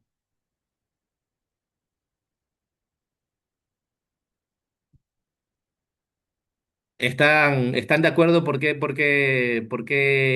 mi comentario? Sí, sí, sí, ¿Ya? totalmente de acuerdo. Ok, es más que todo eso. O sea, imagínense que ustedes le van a presentar esto, van a vender su producto o van a hablar con el gerente de la empresa. El gerente de la empresa de memoria sabe lo que es el ROI, porque ellos manejan eso ahí. Entonces, cuidado con ese tipo de cosas. ¿Ok? Ok. Listo, perfecto. Muchísimas gracias, Ángel y Carlos. Pasemos al siguiente grupo que tenemos a Camacho y Catherine Flores. Buenas noches. Hola, buenas noches. Buenas noches, David, Catherine. Ojo con el tiempo. Ujú. Tomen en cuenta el Sí, tiempo, los 15 trataremos de ser minutos. bastante breves. Permítanme Tampoco, tampoco tan breves, pero si no se pasen de los 15 minutos. Ok. Me avisan. Se llama optimización de la cadena de suministro con Machine Learning. Ok, tenemos un contexto y una problemática actual. La empresa posee una base de datos Cardex de prácticamente algunos productos e inventarios, diferentes tipos de categorías. Bueno, el dataset son prácticamente 3 años y el problema que detectamos y que necesitamos resolver es el siguiente. Hoy por hoy existe bastante volatilidad en el mercado, la demanda per se local, existen externalidades de tipo, por ejemplo, en algún momento la pandemia, hoy por hoy el tema de la guerra y el alza de los combustibles, que ya es una realidad aquí al próximo mes, introducen ciertas volatilidades que en este momento no tienen tantos precedentes, y lo cual es una oportunidad como para desarrollar arquitecturas de deep learning que nos permitan de alguna forma ya no utilizar una técnica de proyección como algo eh, como un incremento y una mejora tecnológica, sino como una necesidad operativa. Porque al final de cuentas, hacer una mala estimación con métodos tradicionales en este momento genera dos tipos de problemas. El primer problema de subestimación, lo cual es conducir a quiebres de inventario, resultando en pérdidas de venta directa y daños a la reputación de la marca. O sea, no cuento con el stock en el momento preciso, pierdo incentivo de parte del cliente, pierdo oportunidad de market share, y finalmente las oportunidades que el negocio deja de tener por no tener inventario a tiempo. Y por otro lado, la sobreestimación me llevan obviamente a tener costos de almacenaje, a tener una logística deplorable y obviamente en casos de productos que son muy perecederos, pues nos podrían llevar a temas de liquidaciones y demás por problemas de caducidad, ¿no? ¿Cuáles son nuestras soluciones? Básicamente hemos testeado un par de alternativas. La primera es un modelo, bueno, de Machine Learning y la segunda es un modelo de redes neuronales de Deep Learning. ¿Cuál es el objetivo? Predecir unidades requeridas bajo un mínimo margen de error. Bueno, desarrollar este par de modelos, probar de acuerdo a cuál vendría a ser el mejor, de acuerdo a un error esperado mínimo y ok, la descripción del dataset, final de cuentas, son 6 categorías, la mayoría son a nivel de SKUs, los periodos son prácticamente 3 años. Eh, Aquí tenemos varias temporalidades, tenemos año, mes y datas en el periodo, y tenemos algunas variables comerciales las cuales podríamos trabajar, ¿no? Hicimos un Featuring Engineer. Utilizamos las variables de rezagos como variables importantes para el análisis de estas predicciones, ¿no? Por ejemplo, rezagos a 3 meses, identificar tendencias las más recientes para cada uno de los SKUs y aquellas de 12 para poder entender un poco la estacionalidad en el año.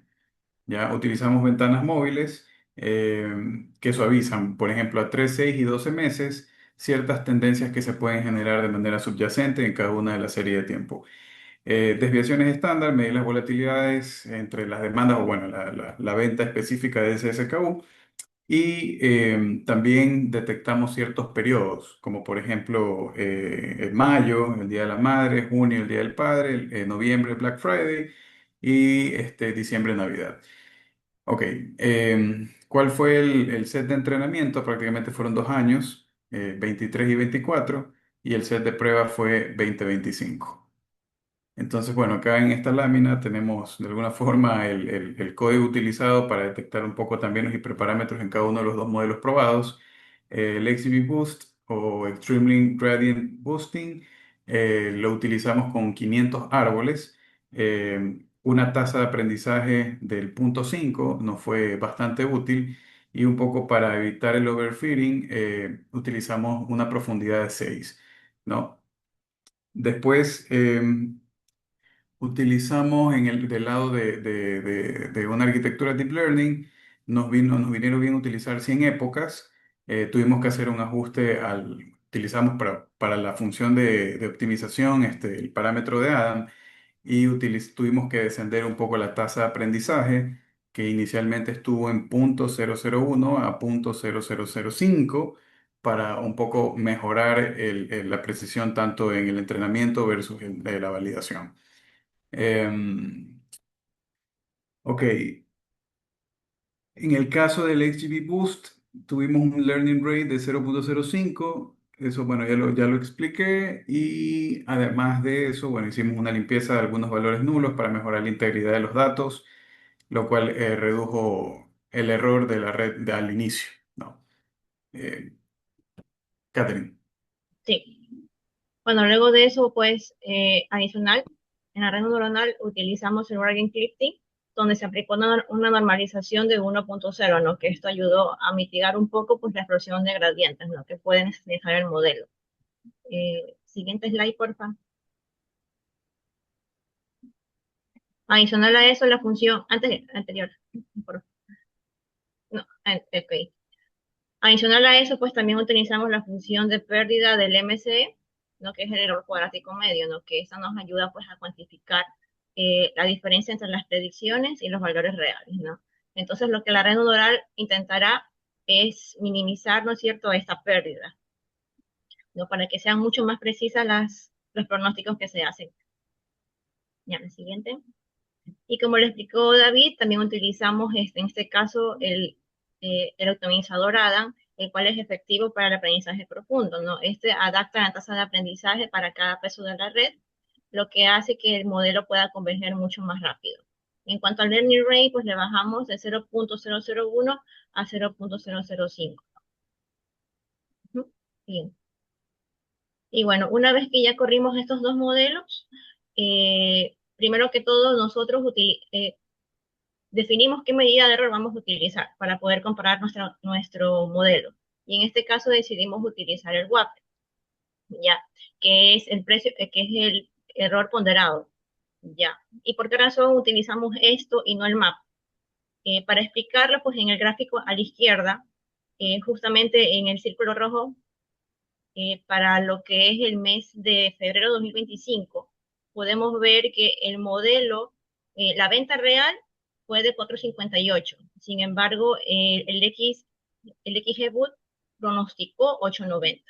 Si nosotros hubiéramos utilizado el MAPE, nos hubiera dicho que el modelo está equivocado, ¿no? Con un error del 94%. Pero esto no es muy real, porque, por ejemplo, esta fórmula, el MAPE, no sabe que un mes anterior hubo quieres de inventario, ¿no? Y por esa razón no se llegó a vender más. Sin embargo, si revisamos las tendencias del mismo mes, años anteriores, la venta fue muy alta. La venta llegó aproximadamente arriba de las 1.000 unidades. Entonces, por esta razón, no utilizamos el MAP, ¿no? Porque si no, nos va a distorsionar mucho pues, el modelo, ¿no? Y este insight es muy importante pues, a la hora de hacer la planeación de las compras para así poder abastecernos correctamente y evitar quiebres de inventario. A la gráfica pues, de la izquierda podemos ver el comparativo, ¿no es cierto?, entre el XGBoost y lo que es la red laboral que utilizamos, donde se ve que tuvimos un mejor resultado pues, en la XGBoost con un 37% de precisión, ¿no? Y esto fue debido a la capacidad que tiene XGBoost pues, para manejar los datos estructurados, ¿no? Adicional también pudo capturar de una manera mucho más precisa, por ejemplo, los pics que le habíamos colocado, ¿no? Como por ejemplo Black Friday, el Día del Padre, el Día de la Madre.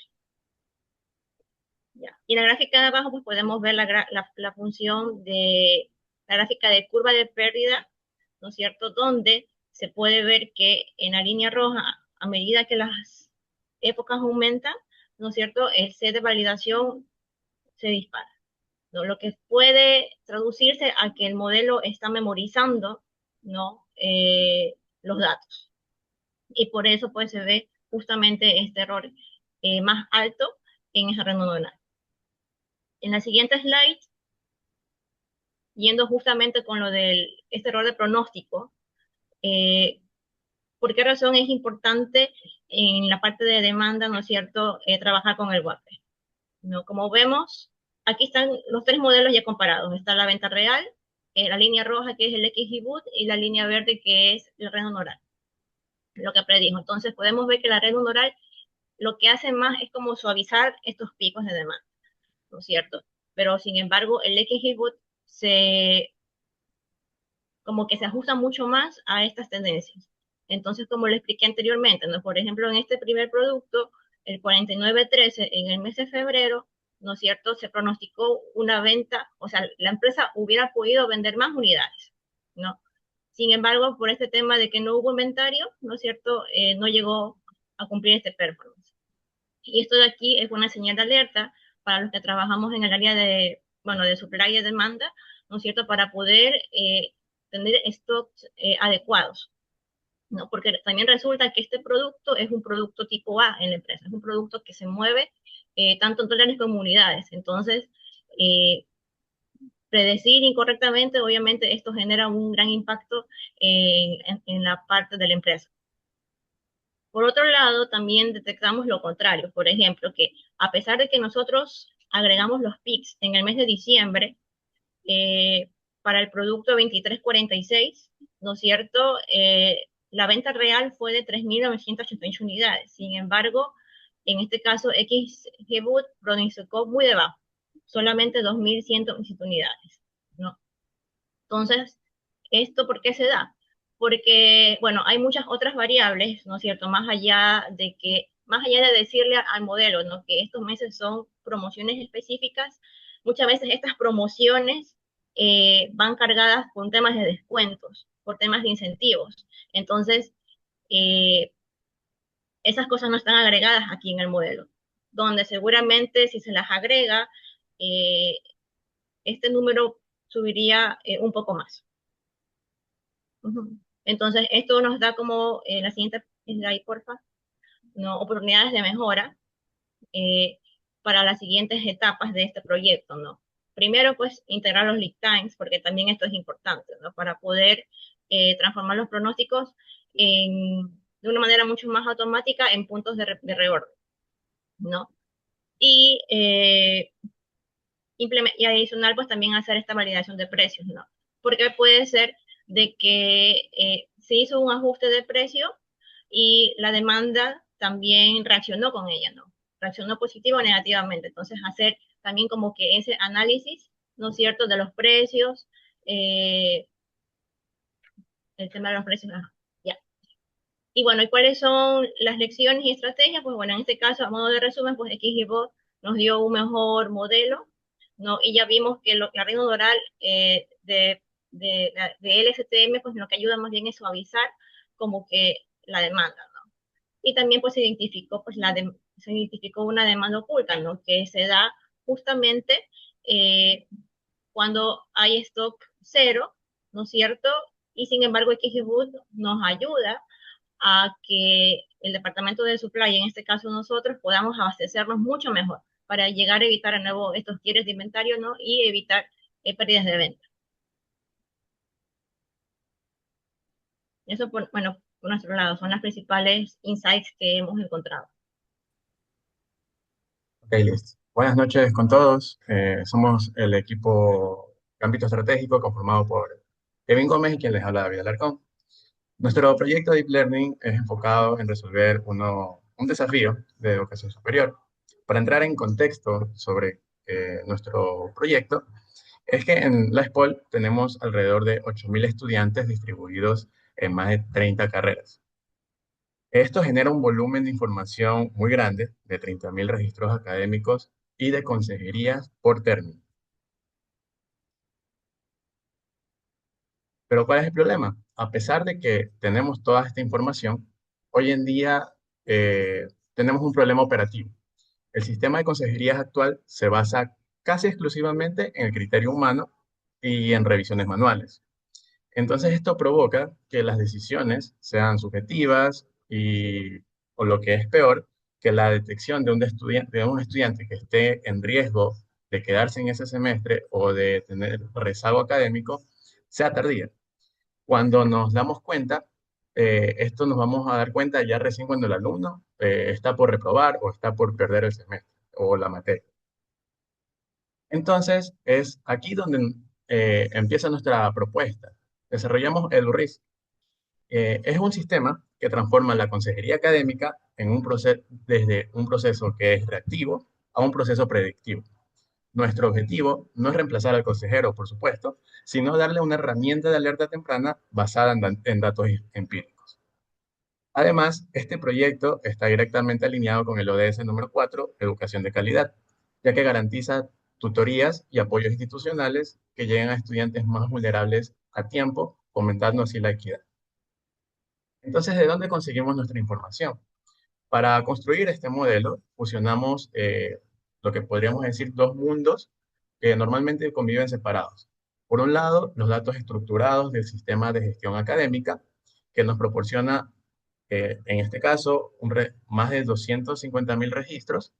Y un detalle metodológico que aquí hay que tomar en cuenta es que tomamos la línea de tiempo para entrenar el modelo, es decir, desde el término 1S 2020 hasta el término 2S 2020, un total de 220.000 registros para la parte del train, y para evaluarlo tomamos el término 1S 2025 para la parte del test, que vendrían a ser unos 30.000 registros aproximadamente. En esta base incluimos métricas como los créditos que tomó el estudiante, el semestre cursado, el promedio histórico. Y por otro lado, tenemos los datos no estructurados del sistema de consejerías, que nos provee una base de cerca de 9.000 textos libres, en donde el consejero anota sus observaciones o comentarios tras hablar con el estudiante. Entonces, al cruzar ambas bases mediante la matrícula y el término, logramos que nuestro modelo no solo vea números fríos o solo textos, sino un contexto completo del estudiante. Una vez consolidada esta información, bueno, optamos por ajustar los parámetros iterativamente en función de la convergencia del error. Inicialmente, probamos tasas de aprendizaje más altas como 0.0001, pero notar cierta inestabilidad en la reducción de la pérdida, establecimos esta tasa, el learning rate, eh, finalmente como 0.0005. Al dar pasos matemáticos más precisos, ajustamos también las épocas a 30 épocas. De esta forma, nuestra red converge de manera eh, más suave y logra un aprendizaje más profundo sin caer en sobreajuste. Para el entrenamiento y el manejo del desbalance de clases, utilizamos una función de pérdida llamada BCE, with Logit Loss, en donde se le da un peso calculado de forma determinista basado en la proporción real de estudiantes aprobados sobre los reprobados, lo que obliga a la red, por decir, penalizar cuando fallaba en detectar un alumno en riesgo, y de esta forma nos brindó de una estabilidad numérica. Finalmente, para que el modelo priorice la detección temprana de alumnos, no utilizamos un corte de probabilidad del 50%, sino que en su lugar lo hicimos en- estuvimos dando entre el 0.7, del 30% y el 70%. Finalmente nos quedamos con el 40% para maximizar el recall, ya que es lo que en este caso más nos importaría, ¿no? Encontrar que el modelo nos diga, así sea, estudiantes que no vayan a reprobar, pero que nos diga, está en riesgo. Hay un estudiante que nos diga, este no va a reprobar y sin embargo termina reprobando. Por eso escogimos el 40% para mejorar este récord.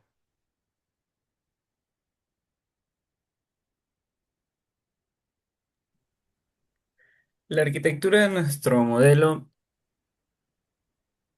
la arquitectura de nuestro modelo está basado en un modelo Two Towers con donde tenemos features numéricos, tenemos la parte de los textos, tenemos la parte categórica y los textos que obtenemos de las consejerías. Lo que se hace es una mezcla temprana del modelo para poder concatenar todo este input y enviarlo a nuestra red neuronal a entrenar. Y la idea de nuestra red neuronal es poder tener esta predicción de si el estudiante aprueba o no aprueba la materia que representa en ese momento, cada registro. Nosotros obtuvimos los siguientes resultados. Eh, Nuestro modelo, la idea que tiene principalmente es poder obtener aquellos estudiantes que podrían estar reprobando. Por eso nos basamos netamente en lo que es el recall, para poder captar esto. Y como indicó David, nuestro dataset es un dataset bastante desbalanceado, ya que es un 70-30 entre la data que tiene de aprobados y de reprobados. Por lo tanto, al momento que estuvimos entrenando el modelo, lo que realizamos fue castigar el modelo al momento que se equivoque clasificando mal a un estudiante que podría reprobar. Eh, a- Al momento de hacer esto, también caímos en el punto que esa es la contraparte de aquello. Estamos clasificando estudiantes que sí aprueban como estudiantes que estarían reprobando. Por lo tanto, al momento de evaluar todos estos el threshold que lo estuvimos manejando en un rango por eso se decidió manejar el 0.4 del threshold y obteniendo un 91% de recall. Pero como indiqué, eso nos da una mala predicción también de aquellos estudiantes que sí podrían aprobar.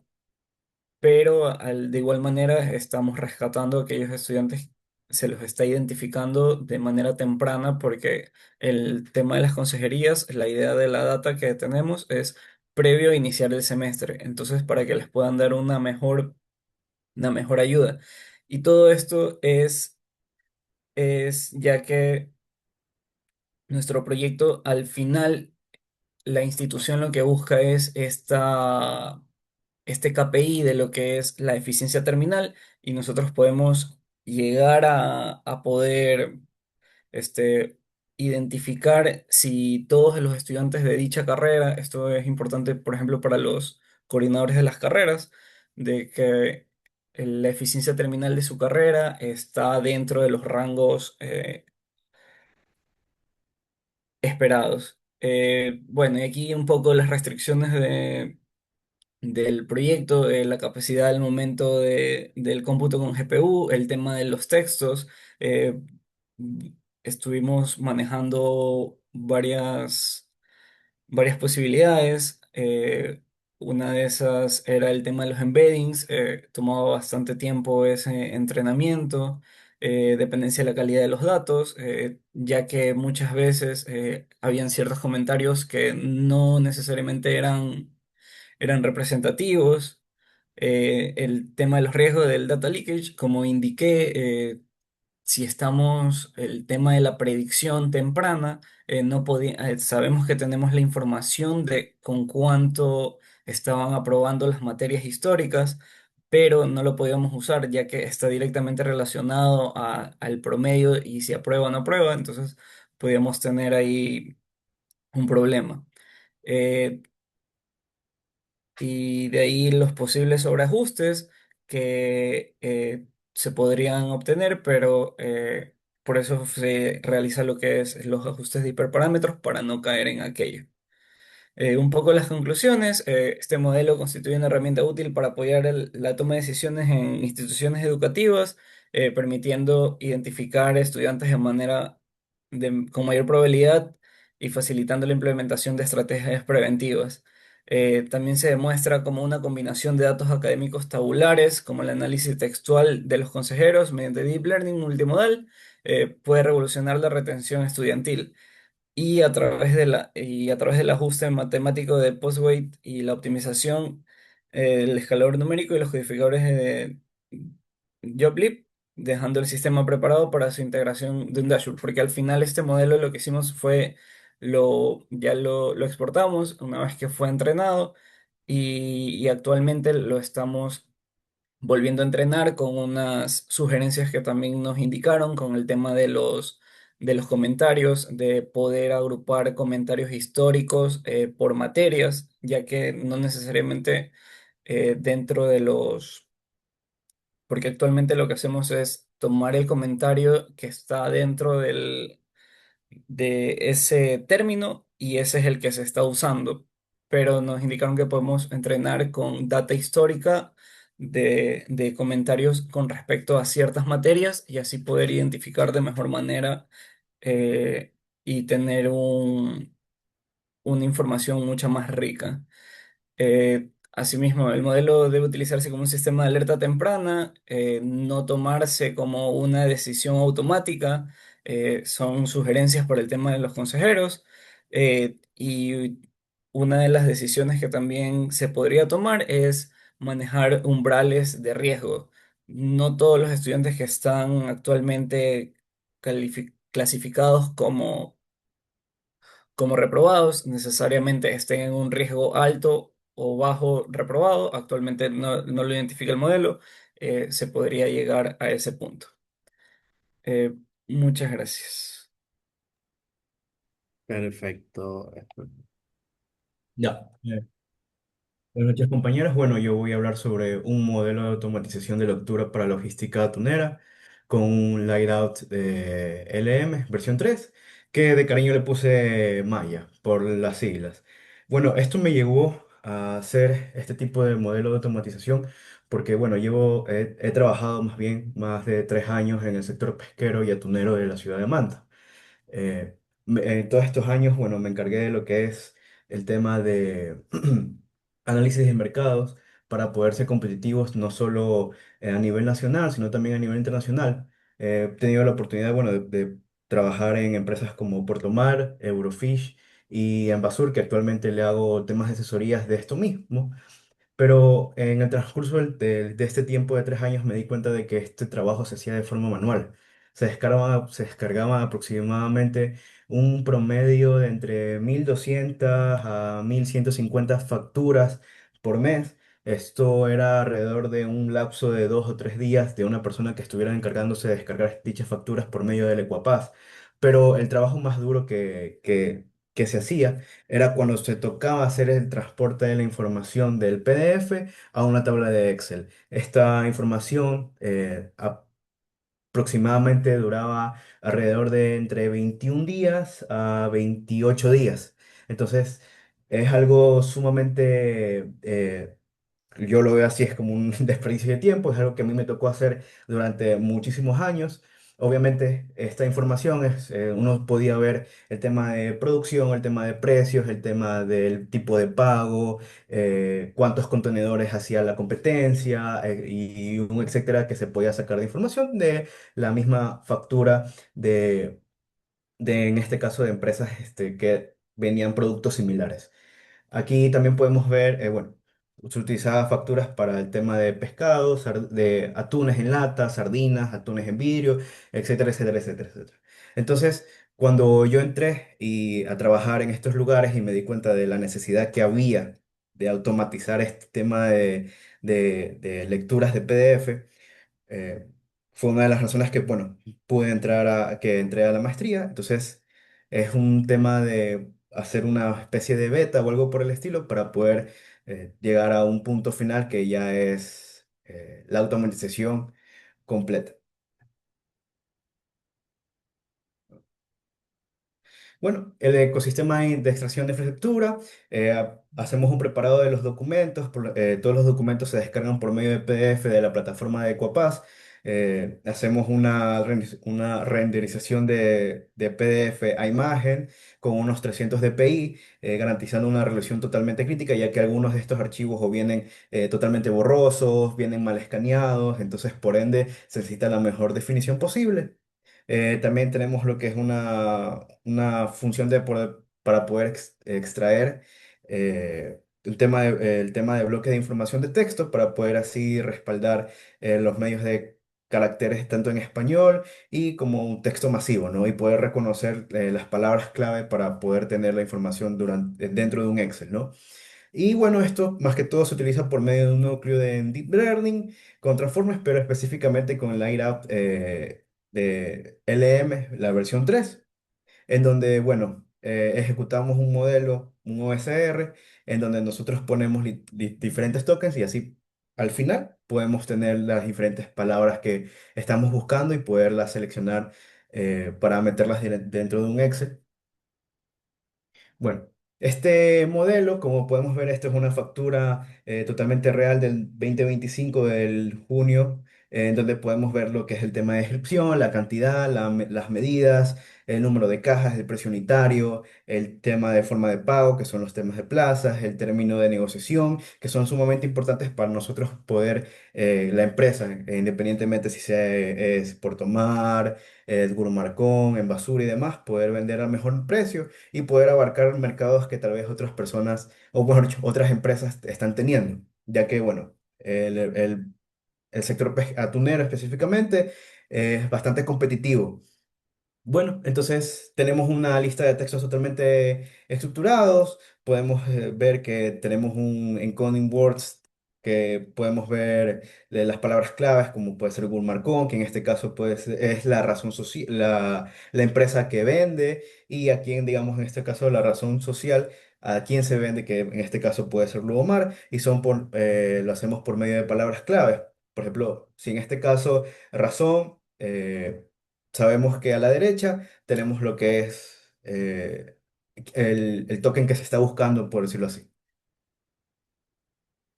Bueno, el documento, tenemos una lógica de extracción, como lo estaba comentando en antes, tenemos patrones, como se puede ver en la factura, existen patrones en donde si hay una descripción, significa que va a estar, lo más probable es que esté la marca, esté el tema del gramaje, esté el tema de que si es aceite vegetal o es en base de agua, y etcétera, etcétera, etcétera. Entonces, por medio de ese tema de patrones, podemos recoger diferentes campos.